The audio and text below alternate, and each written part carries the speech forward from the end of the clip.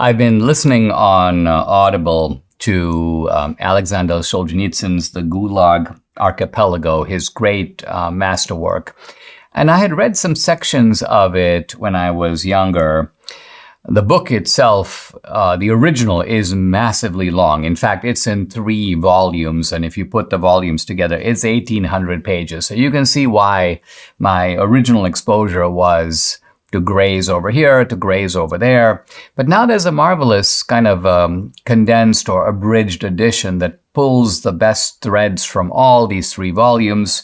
And it's an excellent book, easily available now in paperback. By the way, if you don't know much about Solzhenitsyn, by way of background, this is a guy who was, he's deeply Russian. He was born in Kislovodsk, Russia, 1918. He fought in the Red Army in World War II, and with distinction, but he made some negative remarks about Stalin after the war, and he was immediately imprisoned. So from 1945 to 1953, he serves 8 years in the Gulag. When Solzhenitsyn wrote about the labor camps, he had been in them, so he knew what they were like.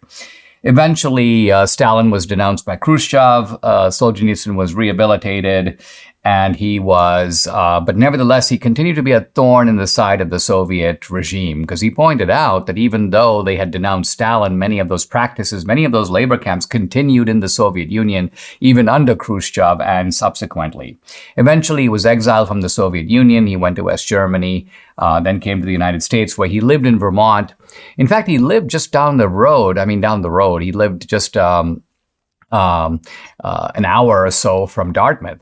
And at one time, a bunch of us conservatives at the Dartmouth Review wanted to go visit him, but we were a little reluctant because he was known to be kind of a hermit and very much to himself. So we weren't even sure if we would be able to approach him or have a conversation with him. So we never really did that. And ultimately, once communism collapsed in 1991-92, Solzhenitsyn decided, well, he was never really at home in America.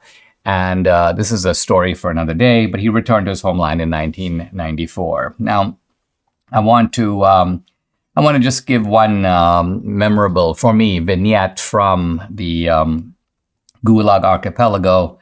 And this involves a party conference that the Communist Party was having in Moscow province. And there was a new secretary of the district party committee who replaced a man who had been recently arrested. At the end of the conference, this guy stands up and he says, "It is time now to have a tribute to Comrade Stalin." And so everyone, of course, dutifully stood up because Stalin's name, and stormy applause breaks out throughout the Communist Party convention, rising to an ovation. I'm now going to read from Solzhenitsyn. For 3 minutes, 4 minutes, 5 minutes, the stormy applause rising to an ovation continued. But palms started to get sore and raised arms were already aching. And the older people were panting from exhaustion. It was already becoming insufferably silly, even to those who really adored Stalin. However, and this is the key point, who would dare be the first to stop clapping? The secretary of the district party committee could have done it. He was standing on the platform. He was the one who had called for the ovation, but he was a newcomer. He had taken the place of a man who had been arrested. He was afraid. After all, there were these secret police all over the hall who were themselves applauding, and says Solzhenitsyn, watching to see who quit first. And so, here's Solzhenitsyn. He goes, in that obscure hall, unknown to the leader, Stalin, the applause went on 6, 7, 8 minutes. But he says the problem now for the crowd is that the crowd realized nobody could stop. Who's going to be the first one to stop? They couldn't stop until they collapsed with heart attacks. And he goes, at the rear of the hall, which was crowded, people could cheat a bit, clap less frequently, less vigorously, not so eagerly. But up in the front, you had to applaud incredibly vigorously. And then it says that after 10 minutes, there was a man who was the director of a local paper factory. In anguish, he watched the secretary of the district party committee, but the latter dared not stop. And so finally, this guy, quote, assumed a businesslike expression and sat down quietly in his seat. And a miracle took place. To a man, everyone else stopped dead and sat down. They had been saved.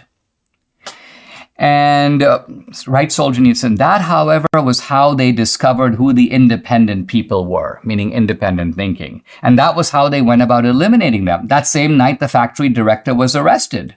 They easily gave him 10 years on the pretext of something different, but after he had signed Form 206, the final document of the interrogation, his interrogator reminded him, "Don't ever be the first to stop applauding."